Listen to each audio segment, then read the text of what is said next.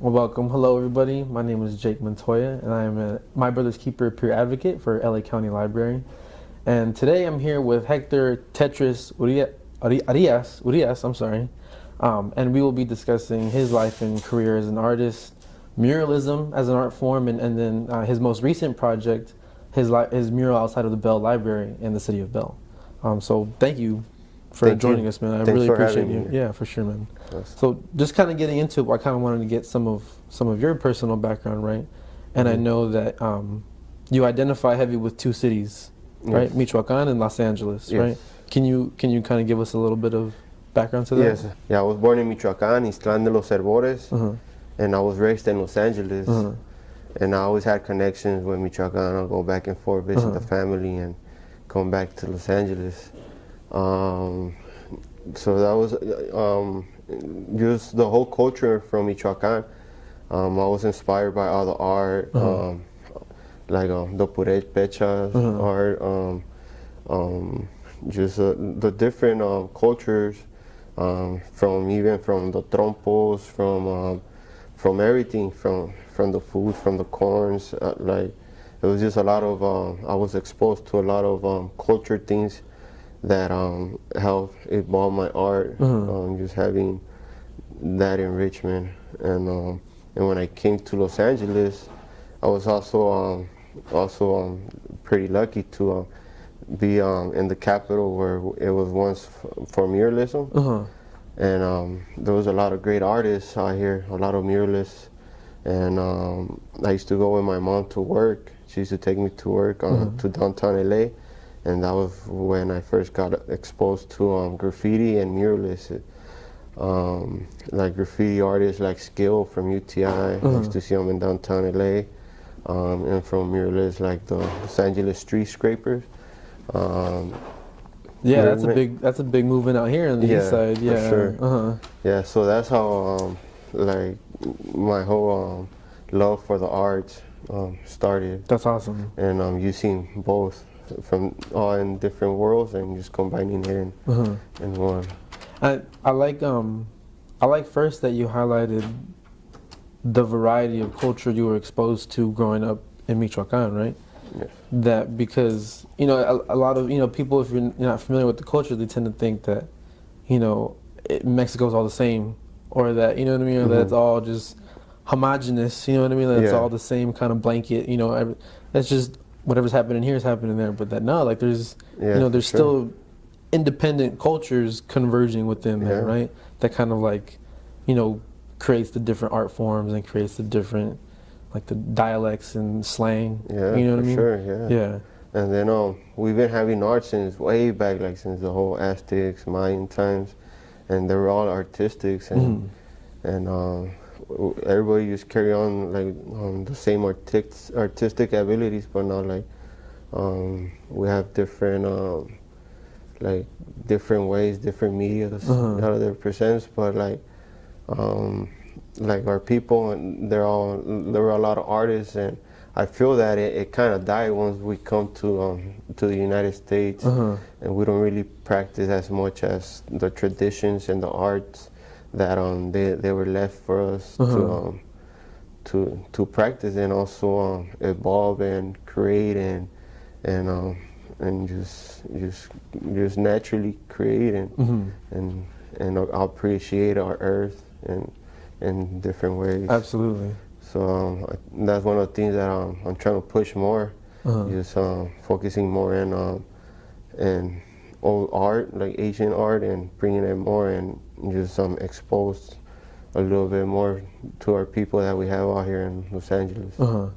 That's awesome, man. And I love that you're tuned into, or that, because I feel that too, that, that as a people, we're very creative people, historically, ancestrally, you know what I mean? Like everything that, from our buildings to the way we wrote letters and numbers, it wasn't just tallies and it wasn't just these, easy alphabets, and it was art form. Each tablet scroll was, a message, but it was carved and it was artistic, and it was, for sure. you know what I mean? And it took not only the technical skill, but it took the creative intellect. Yeah. You know what I mean? That Yeah, like to come up for with this sure. stuff. That Yeah.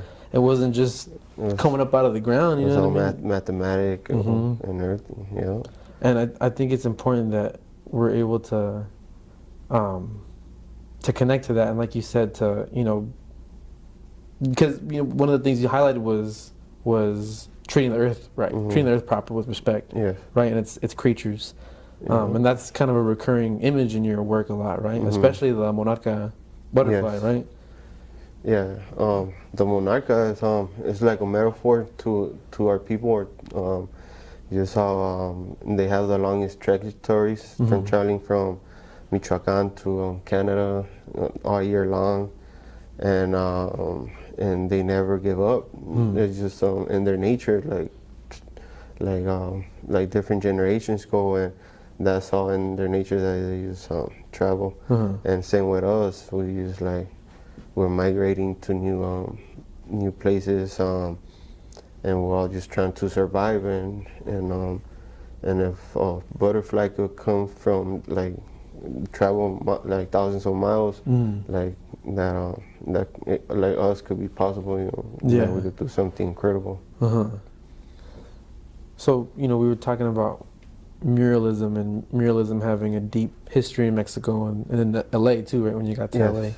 LA, so what impact has muralism had on you as an artist? Yeah, it's I used to find muralism to be the voice of the community, and for current events, just writing history or whatever's going on in our community with our people, and it's just a way to keep history and you just continue to write different occasions or different things, history that's been happening from. I don't really want to get too political, but from getting from police brutality, from all the political things that's going on. So it's just a way of protesting it in one way as well, and use a way of self-expression. Absolutely. So I felt that was really powerful, and that was just something where I feel that. I kind of felt at one point that I felt responsible to showcase different things to the whole public, as in visual communication, because I have a little background of whole graphic design, and just the whole public art. I really enjoy it and appreciate it.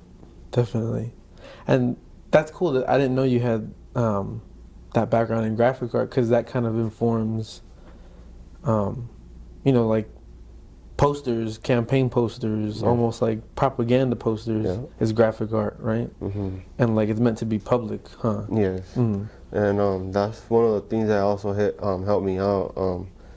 The whole graphic design, how to concept development, how to create the layouts, just so it could be easier for the reader, just to get the point, and just a lot of things comes from graphic design, and I just incorporate it into my art.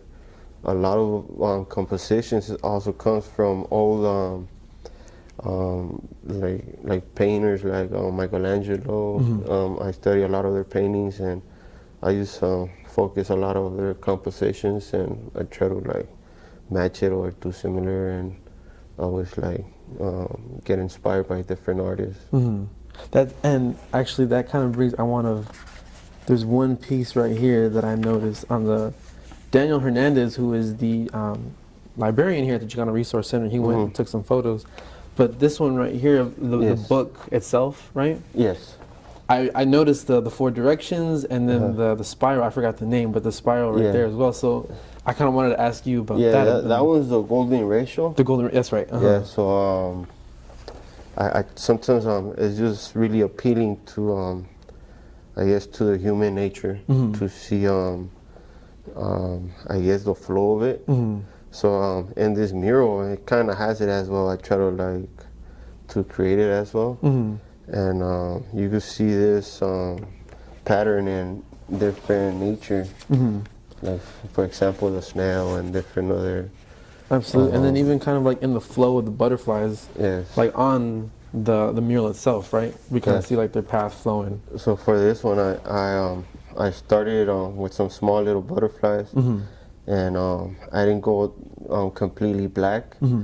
I went with some darker brown just so it could give it more depth, and I used a black on the butterflies that they were a lot larger, just to give the whole depth that they were coming from far away and traveling into the library and landing right there on the book. Yep.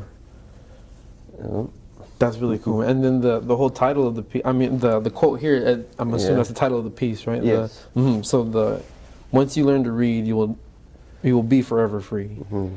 And I think that's so cool, like that you. It's like another metaphor right there as well, where it says like you want to look at it through the butterfly, or just reading, because reading, there's a lot of benefits from reading books. You'll find a lot of information. That's like, if you want to become a great artist, that's one of the ways to just read and learn about older experts that did it, and from different cultures, different languages. You got everything. It's just like gold, and I feel like I know just finding all the opportunities that they are on our books. I think we could be really successful, and I really want to kind of show, especially for younger students like my daughter. She was another symbol that I use in the mural. She's my daughter. She was your reference? Yeah, Okay. she's my daughter. And also, like, I want to focus in the younger generations and show them that books are really important, and it's also an art form, and I don't want it to die out now that we have phones and all the books are.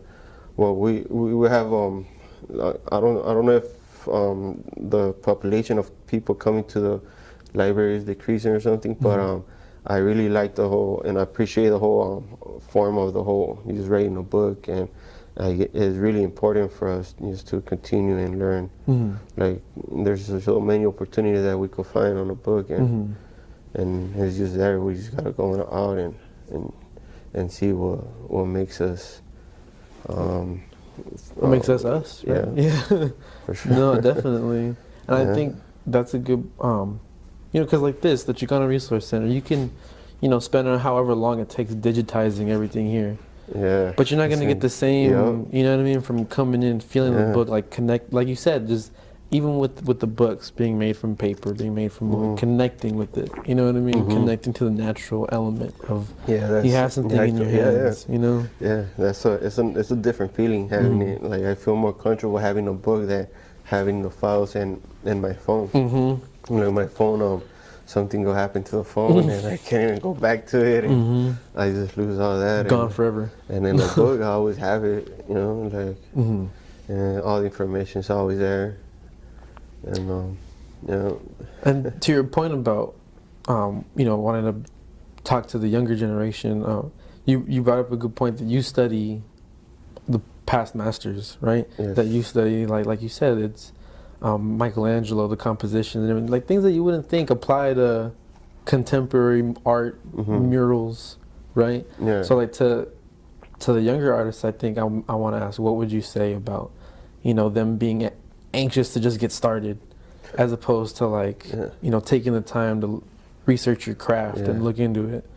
Yeah. So right now, like, it's hard to it's gonna be real difficult just to start drawing and being really good from one day to another. Like me, like 10 years from now, I wasn't as good as I am right now. Like, and I'm still learning, and I'm probably like this much of what I know, and this like this, or it's probably like a lot of art that I need to learn. And still, I'm still a student of the muralism, of the arts, and there's no ending to learning new things. So every day is just take it as one day at a time.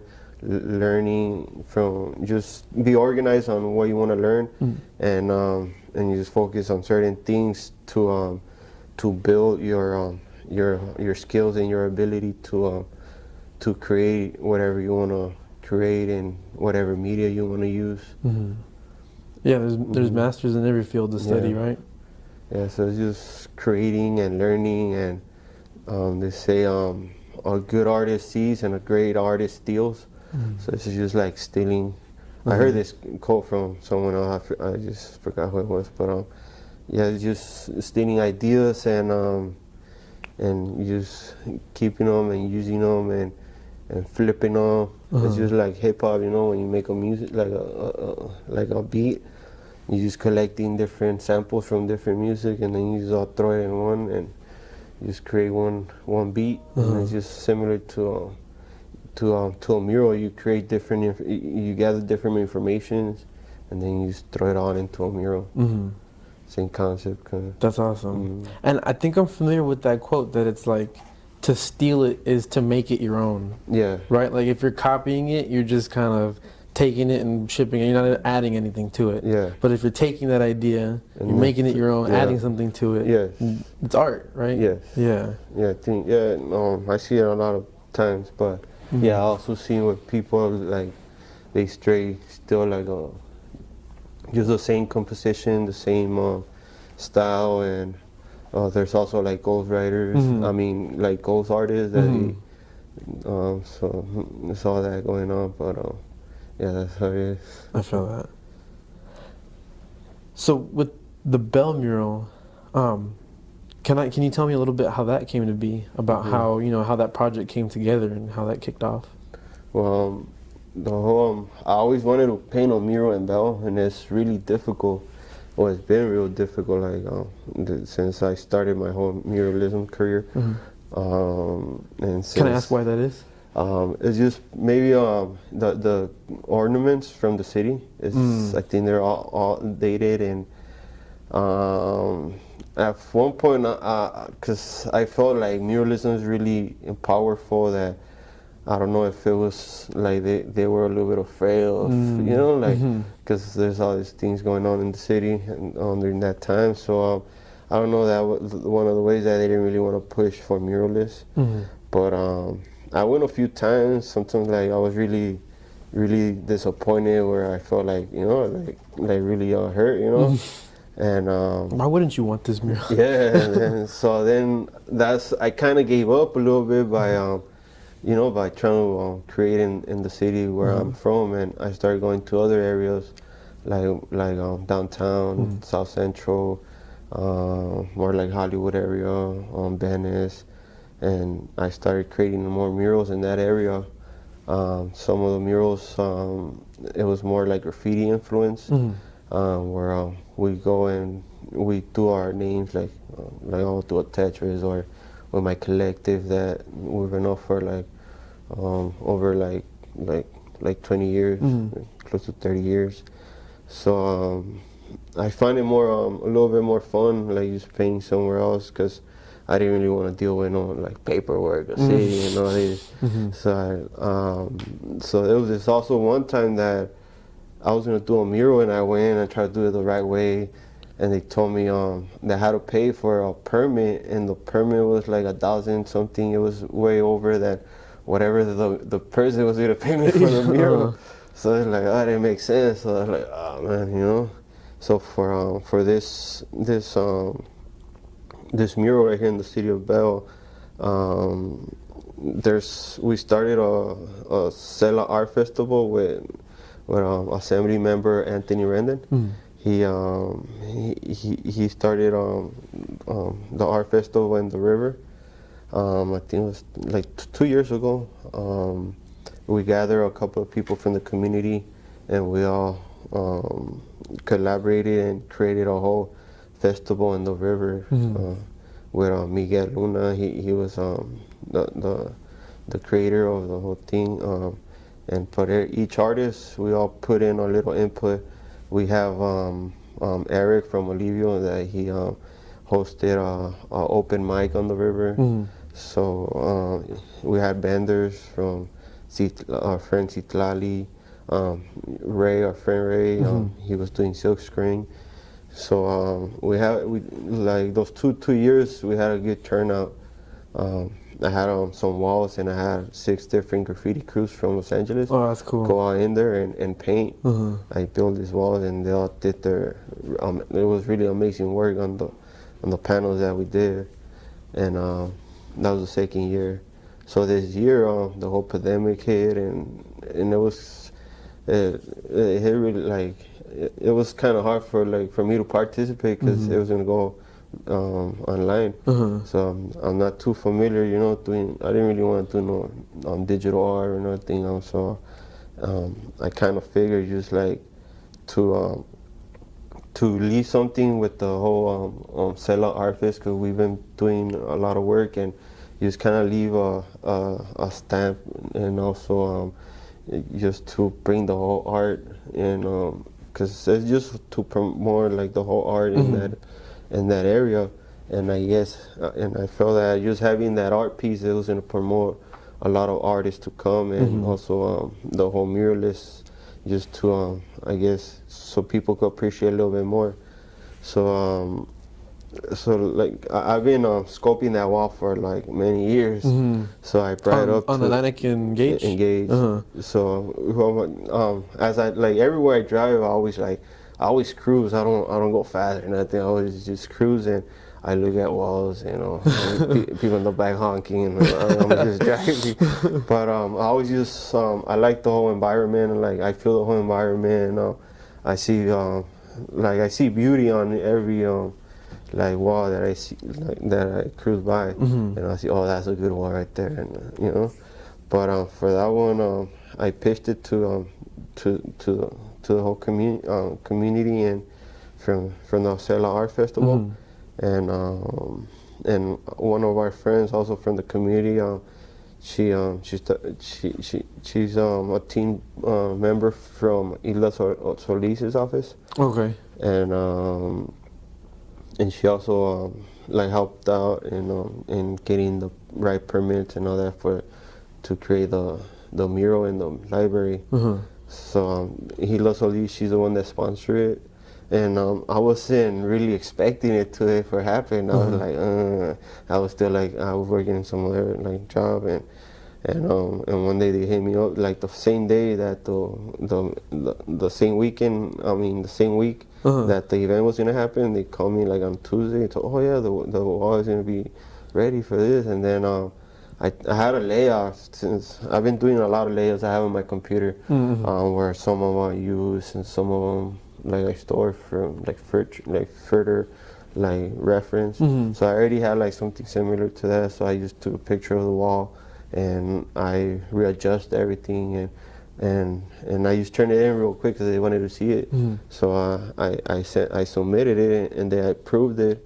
But then after when they approved it, I was like, oh, it's pretty basic. I need to do it a little bit better. So I took a little bit more time, just gathering and just creating something that was also gonna be easy to tackle too. I didn't want to put too much details. I don't want it to be more like a traditional mural where a lot of it comes with different collages, and it's just real basic. Almost like a whole scene going on, right? Yeah. It's just a little bit more playing with simplicity, and just playing with simplicity. Simplicity is always beautiful. You just gotta know how to like make it look right. That brings us to a good point of wanting to have this mural on. It was very intentional to have this mural on the side of the library, yes, right, and have the book there and the knowledge, and have youth depicted on the mural. If there's anything that you want viewers to take away from this mural, what is it? Yeah, I really I want to have the kids to read, to come and visit the library more, to enjoy the mural, and also like to find other opportunities that the book, which is there, it has, and also just remembering Frederick Douglass' quote, once you learn to read, you will be forever free. Mm-hmm. And just to bring more people into the library, and just continue developing their skills, or like finding all the information and whatever they need in the library. Beautiful. And also just bringing out the whole art form, and also where like Cela is really like it lacks a lot of art. So also this, I want like the viewers to also enjoy the art, slow down the traffic, having community members talk to each other, about the mural, and then just like inspire the young artists. That's incredible, man. And I commend you for being from the community and staying cognizant of remaining in the community, right? And keeping the work in the community, and that you want, your work to play a role where you're from. Yes, for sure. That's awesome, man. Thank you so much. Thank you. And Thanks for having me. Yeah, thank you for joining us and sharing some insight as to your work. And thank you for joining us. My name is Jake. This is Hector, Tetris, Arias, and we appreciate you for watching, and thank you for joining us here at the County Library.